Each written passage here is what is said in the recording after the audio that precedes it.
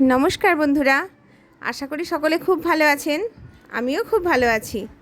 আজ বৃহস্পতিবার, আমি আমার চ্যানেলে আরেকটি নতুন ব্লগ নিয়ে এসেছি।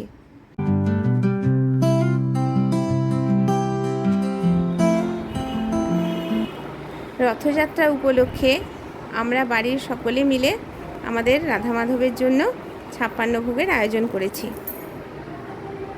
তো চলুন সকলে মিলে আমরা রাধা মাধবের জন্য কিভাবে ভোগ রান্না করছি সেটা আপনাদের একটু দেখাই।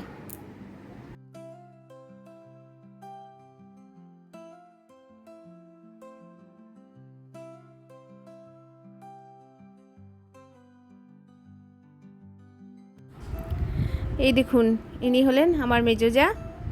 ইনি গোবিন্দের জন্য লুচি তৈরি করছেন।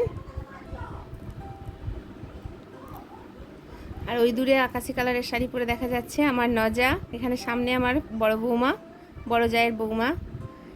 এটি আমার একটি নজায়ের বোন। এরা সকলে মিলে গোবিন্দের জন্য 56 ভোগের আয়োজন করছে।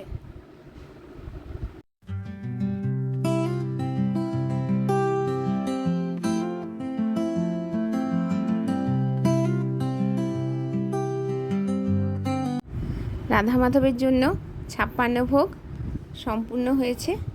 এবারে আমরা গোবিন্দকে নিবেদন করছি।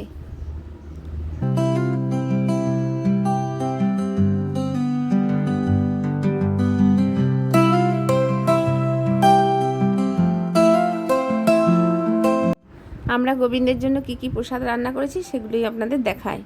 ওদিকে পকোড়া, ফ্রাইড রাইস, আলু ভাজা, ছোলার ডাল, পোলাও, আলু পোস্ত, শাক ভাজা, সাদা অন্ন, পায়েস, পটলের তরকারি, সয়াবিনের তরকারি, মালপোয়া, বড় ছোলার পনিরে, পাঁপড়, নানা রকমের মিষ্টি, গাজরের পায়েস, চাটনি, পিঠে, সুজি, আম দিয়ে সুজি, চিড়ের পিঠে, নানা রকমের ফল, দই ও আরও অনেক কিছু। এবার ভোগ আরতি শুরু হচ্ছে।